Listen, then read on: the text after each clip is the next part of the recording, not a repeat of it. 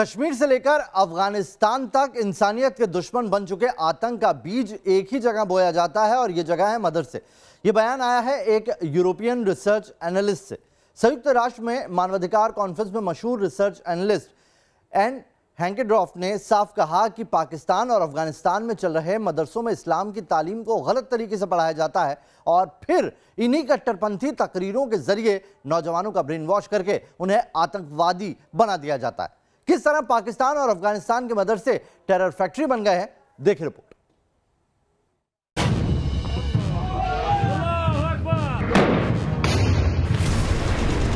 दारुल उलूम हक्कानिया, बहावलपुर का मदरसा सतुल साबिर, मुरीदके में हाफिज सईद का मदरसा।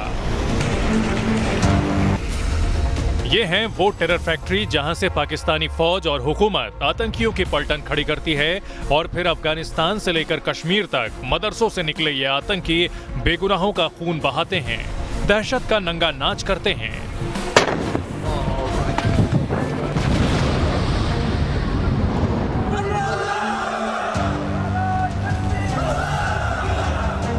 पाकिस्तान और अफगानिस्तान के इन आतंक परस्त मदरसों का सच दुनिया से छिपा नहीं है और एक बार फिर इस सच को संयुक्त राष्ट्र के मंच से सामने रखा गया है।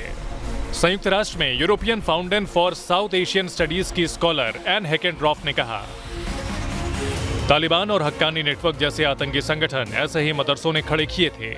लश्कर ए तैयबा, जैश-ए मोहम्मद और दूसरे आतंकी संगठन भी मदरसों को टेरर फैक्ट्री की तरह इस्तेमाल कर रहे हैं और इनके ऊपर पाकिस्तानी खुफिया एजेंसी ISI का हाथ है। पाकिस्तान और अफगानिस्तान में ऐसे हजारों गैर कानूनी मदरसे या मजहबी तालीम देने वाले सेंटर हैं जहां नौजवानों को जिहाद के नाम पर ब्रेन वॉश किया जाता है।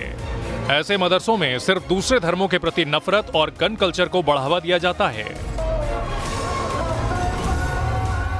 एन हैकेड्रॉफ के इस बयान से एक बार फिर पाकिस्तानी मदरसों और आतंकी गतिविधियों में उनके रोल को लेकर चर्चा शुरू हो गई है।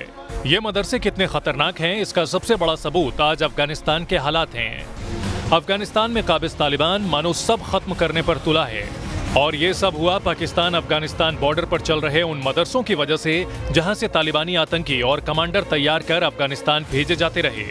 पाकिस्तान में मदरसों को टेरर फैक्ट्री बनाने के नापाक सिलसिले का आगाज ISI ने किया था।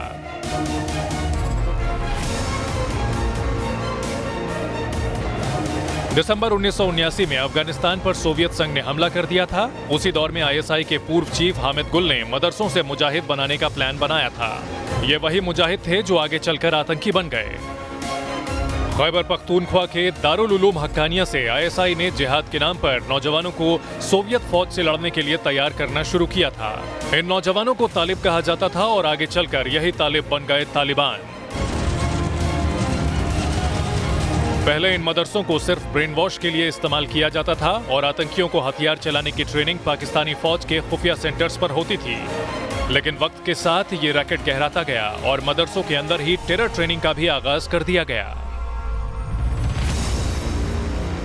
अंतर्राष्ट्रीय रिसर्चर्स के मुताबिक पाकिस्तान और अफगानिस्तान बॉर्डर पर तकरीबन 15,000 ऐसे मदरसे हैं जिन्हें आतंकी तैयार करने के लिए इस्तेमाल किया जाता है। इनमें से तकरीबन 9,000 मदरसे बलूचिस्तान में हैं जिसे तालिबान की क्वेटा शूरा का गढ़ माना जाता है। परवेज मुशर्रफ की सरकार के दौरान इन मदरसों पर कंट्रोल कायम करने की कोशिश की गई थी, लेकिन मुशर्रफ की सत्ता जाते ही एक बार फिर ये मदरसे आउट ऑफ कंट्रोल हो गए। अब तक पाकिस्तानी मदरसों से सिर्फ आतंकी निकलते थे, लेकिन अब कट्टरपंथ की पूरी पौध खड़ी की जाती है। सिपाही साहिबा और तहरीके लब्बैक जैसे मजहबी संगठन अब मदरसों के जरिए सरकार और सिस्टम को ब्लैकमेल करने लगे हैं। Team news nation.